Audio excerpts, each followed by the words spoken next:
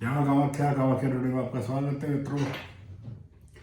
कहा जाता है कि अगर आप इसका गहराई से पालन करते हैं तो वैदिक ज्योतिष आपको बहुत सारी प्रचुरता प्रदान करता है।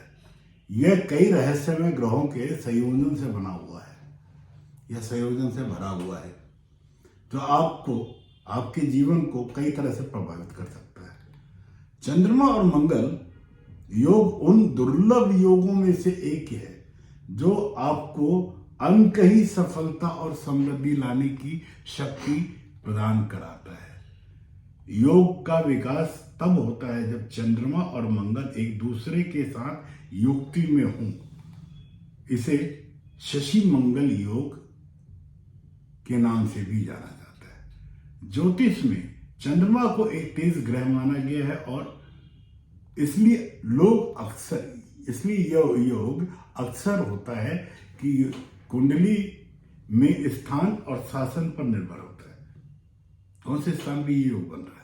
हालांकि कुंडली में कई योग जीवन बदलने वाले चरण लाने के लिए आते हैं और ये ग्रहों की ऊर्जा का एक अत्यंत महत्वपूर्ण संयोजन है जिसे हम नजरअंदाज नहीं कर सकते। ये अक्सर कार्य और जीवन के कुछ क्षेत्रों में अपना प्रभाव दिखाते हैं। हम अलग अलग सफलताएं हासिल करने के लिए सक्षम हैं। बिल गेट्स ने तो अपने जीवन से हम सभी की तरह, बिल गेट्स के बारे में तो सभी जानते हैं, एंजेलिना जॉली दोनों ही अपने अपने कार्य क्षेत्र में अत्यंत सफल है।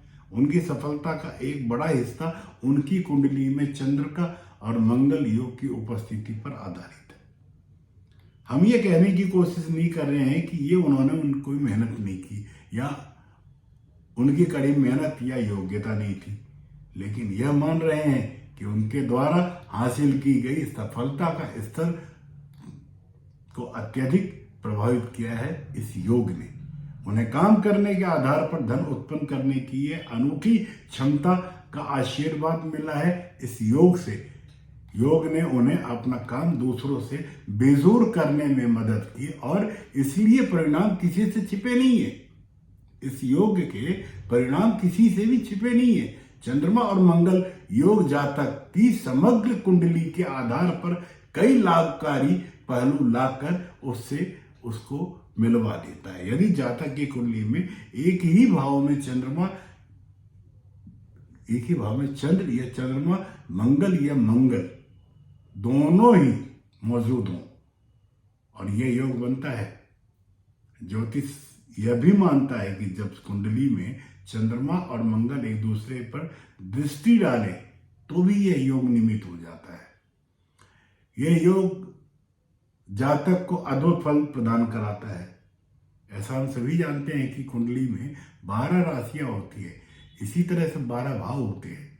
इसका अर्थ है कि चंद्रमा के मंगल के साथ युक्ति में आने की संभावना 12 में से एक है। उदाहरण के स्वरूप यदि चंद्रमा मेष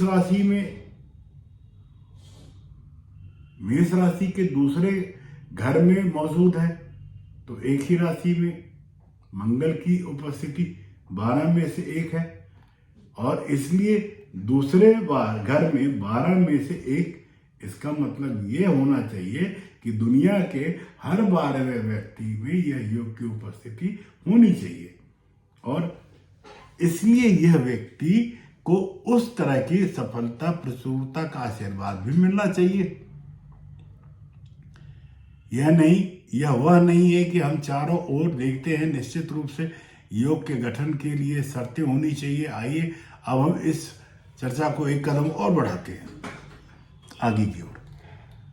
चंद्रमा एक राशि में या एक ही राशि के माध्यम से अधिकतर 2.5 दिन का गोचर करता है, जबकि मंगल एक राशि में 1.5 महीने तक विराजित रहते हैं। तो इसका स्पष्ट अर्थ है कि यह योग तभी विकसित होगा जब मंगल और चंद्रमा एक राशि में हो। इसलिए यह 2.5 दिन तक योग बना रहेगा। दूसरे शब्द में कहूं तो यह योग 2.5 दिन तक ही सक्रिय रहेगा। तो इसका आमतौर पर मतलब ये है कि ये योग प्रभावी ढंग से काम करने के लिए अन्य इसकी भी शर्तें होनी चाहिए। एक ही घर में दोनों ग्रह की उपस्थिति के अलावा एक और शर्त ये कि ये योग के निर्माण में शामिल सभी ग्रहों को जातक की कुंडली में सकारात्मक दृष्टि में कार्य करना होता है। इसका मतलब यह है कि उस कुंडली में मंगल और चंद्रमा दोनों का लाभकारी होना चाहिए, आवश्यक है। मंगल और चंद्रमा तकनीकी रूप से कुंडली में 4 योग बना सकते हैं जो चंद्र मंगल योग बनने के योग्य ही है। इन सभी में वह केवल वही व्यक्ति जिसके पास सकारात्मक मंगल और सकारात्मक चंद्रमा की युक्ति है आवश्यक लाभ तभी आएगा, जबकि अन्य 3 संयोजक अर्थात हानिकारक चंद्रमा, लाभकारक मंगल, हानिकारक मंगल, लाभकारी चंद्रमा या दोनों हानिकारक वांछित परिणाम नहीं देंगे। बदले में ये सभी योग के सकारात्मक पहलुओं को भी प्रभावित करेंगे।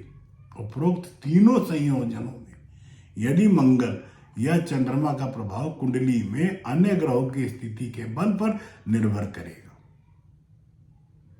योग का एक और महत्वपूर्ण पहलू यह है कि यदि कुंडली में दोनों ग्रह का एक ही घर में सकारात्मक रूप से मौजूद हो तो अगली महत्वपूर्ण बात उनकी ताकत और गतिविधि के स्तर के बारे में पता लगाना। उदाहरण के तौर पर यदि जातक की कुंडली मंगल और चंद्रमा दोनों ही प्रबल रूप से उपस्थित हो और अत्यंत सक्रिय भी हो तो चंद्र और मंगल के परिणाम अधिक प्रबल और प्रभावशाली होंगे। अन्य सकारात्मक नकारात्मक ग्रहों के प्रभाव की स्थिति को भी जांचना होगा, क्योंकि यह योग के समग्र परिणाम को भी अत्यधिक प्रभावित कर सकता है।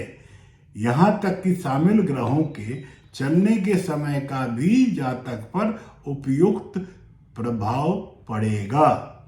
इस प्रकार आप समझ सकते हैं कि यह योग प्रभावशीलता के कई कारक योगदान करते हैं। यहाँ तक कि कारकों में एक छोटा सा बदलाव उसी को प्रभावित कर सकता है और सभी परिणामों को बदल सकता है। इसके कई कारक शामिल हैं और सर्वोत्तम संभव परिणाम प्राप्त करने के लिए प्रत्येक को ठीक करने की आवश्यकता होती है। यह चंद्र युक्ति मंगल योग जातक द्वारा धन उत्पन्न करने के लिए ग्रहों का एक अत्यंत दुर्लभ संयोजन है। चंद्र मंगल योग तब बनता है जब व्यक्ति की जन्म कुंडली में चंद्रमा और मंगल की युक्ति हो। इसे महाभाग्य योग के नाम से जाना जाता है। आर्थिक सफलताओं के अलावा ये जातक को समाज में बहुत सम्मान और प्रसिद्धि भी प्रदान कराता है।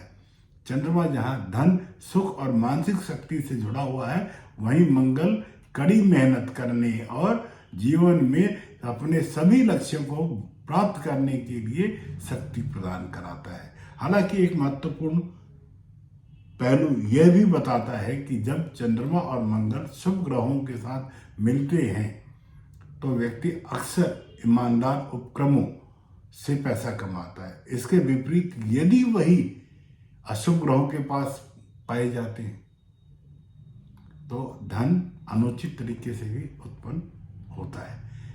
इस योग के जातक अधिक वित्तीय सफलता, अद्भुत सफलता प्राप्त कर सकता है, लेकिन अपने परिवार के साथ अच्छे संबंध का लाभ नहीं उठा पाएंगे।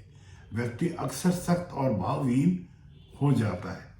कई मामले में देखा गया है कि उनकी मां के साथ उनके संबंधों पर गहरा प्रभाव पड़ता है। साथ ये भी देखा गया है कि जातक क्रोधी और जिद्दी हो जाता है। हालांकि एक पुरुष के मामले में वह दूसरे से सहायता प्राप्त करने के लिए बेहतर स्थिति में होगा और अपने स्वयं के प्रयास से वह बड़ी सफलता प्राप्त करेगा। ऐसी संभावनाएं भी जातक को तनाव और अन्य समस्याओं का सामना करना पड़ सकता है। एक महिला की कुंडली में इसका प्रभाव काफी अलग होता है। आप अपने व्यक्तित्व प्रीमियर जन्मपत्री से अपनी कुंडली में विभिन्न योगों को पता लगा सकते हैं। कर्क, सिंह, तुला, मीन आदि के मामले में 9, 10, 11वें घर में उपस्थित होने पर चंद्रमा मंगल योग महत्वपूर्ण प्रभाव डाल सकते हैं। वह ईमानदारी और ईमानदारी से धन उपार्जन करने की कोशिश करेंगे। वह अपने प्रतिस्पर्धा में कठिन चुनौती होंगे, अपने प्रतिद्वंदियों के लिए बहुत कठिन चुनौती प्रस्तुत करेंगे। शुभ ग्रह के योग से तुला राशि के मामले में कई तरह के मिश्रित परिणाम देता है। यहां यह क्रियात्मक हितैषी है, जबकि दूसरा अशुभ। वृष, धनु और कन्या और कुंभ राशि के मामले में यह योग अत्यंत हानिकारक हो सकता है, जीवन में बहुत सारी संकट को भी ला सकता है, क्योंकि दोनों ग्रह जो कुंडली में अशुभ हैं, हालांकि ये बृहस्पति योग के साथ लग्न में है, तो हम उम्मीद कर सकते हैं कि लगभग 50% इसका प्रभाव शून्य हो जाएगा। इस प्रकार से हम चंद्रमा मंगल योग और जातक के जीवन में महत्व देखते हैं। तो यदि ग्रहों की स्थिति सटीक हो तो ज्योतिष बहुतायत से भरा पड़ा है, अनियतन से भरा पड़ा है। चंद्र मंगल योग की चर्चा, अब हम इस चर्चा को यहाँ विराम दे रहे हैं, जा रहे हैं। चर्चा के ऊपर कमेंट नहीं करेंगे आप? कमेंट कीजिए और जाते जाते सब्सक्राइब कर जाइए। जमा काम रखा आपका दिन शुभ।